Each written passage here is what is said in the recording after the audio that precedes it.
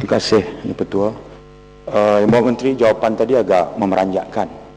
Saya merujuk kepada pengeluaran padi negara, beras, yang Bapak Menteri sebut tadi bertahan sekarang pada kadar 70%. Sekarang 70%. Kalau kita masih ingat, waktu kita berbahas bajet 2009, yakni pada hujung 2008, Kementerian Pertanian meletakkan sasaran beras negara ni cukup sehingga 86%. 86% self-sufficiency in rice. Izin. Ini 2008 hingga 2010 sasarannya dalam masa 2 tahun. Kalau tadi yang Bapak Menteri menyebut bahawa pengeluaran sekarang ialah 70%, ini dah tahun 2010. Maknanya tak ada peningkatan langsung sasaran untuk mencapai 86%. Jadi penjelasan harus diberikan.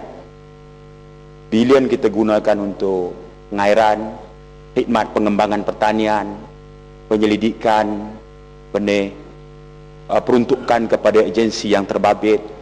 Sasaran 70 pada tahun 2008 nak dicapai 86% pada tahun 2010.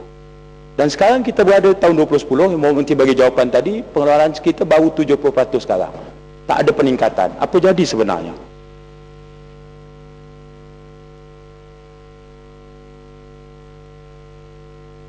Terima kasih Yang Berhormat daripada Macang. Yang perangkaan 70% itu ialah purata.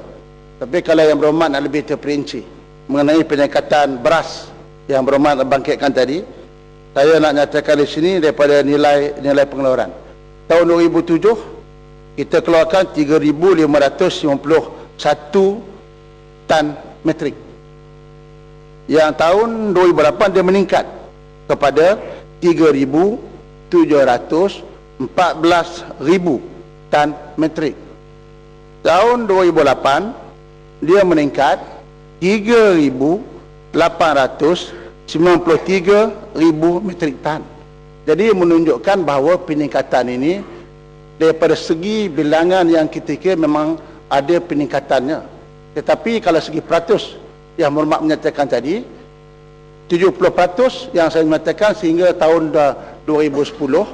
Tetapi selalunya kita kena terima hakikat bila kita cerita pasal peratus ini, kadang-kadang pengiraannya mungkin, tetapi ini peringkaan daripada segi metrik tan. Oleh itu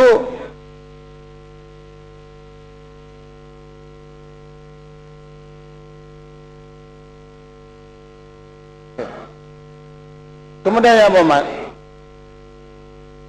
itu yang pertama, bagilah saya habis jawab. Dia sudah masalah dengan pemangkang.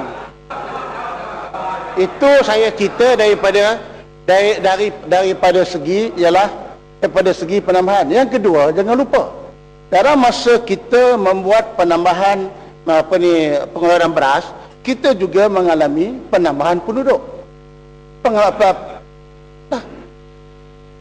Bila kita berlaku penambahan penduduk, maka bermakna penggunaan beras juga akan bertambah. Dan yang ketiga, kita juga tidak boleh nafikan bahawa penambahan peningkatan pelancong-pelancong dan juga pendatang-pendatang luar daripada dalam negeri, di dalam negara kita, maka menambahkan sampai bila-bila lah 70%. Saya dulu bila set targetnya nak tambah, tu tak ambil kira ke pertambahan penduduk. Yang Berhormat salam. Kalau bagi peluang Menteri menjawablah. Saya nyatakan tadi ini self-sufficient. Dia ada dua benda yang berbeza. Yang pertama, saya tadi mula mengatakan ialah peningkatan. Peningkatan saya sebut dengan angka cukup jelas dalam bentuk metrik tan tiap-tiap tahun. Yang kedua ialah self-sufficient. Self-sufficient ialah purata penggunaan kita. Jadi di dalam tempoh 3 tahun ini, kita tidak nafikan bahawa peningkatan penambahan penduduk dan pengguna beras ini akan boleh menyebabkan bahawa pencapaian self-sufficient kita juga akan berkurang. Ini jelas, Yang Berhormat. Jadi hanya pemangkang yang tak faham.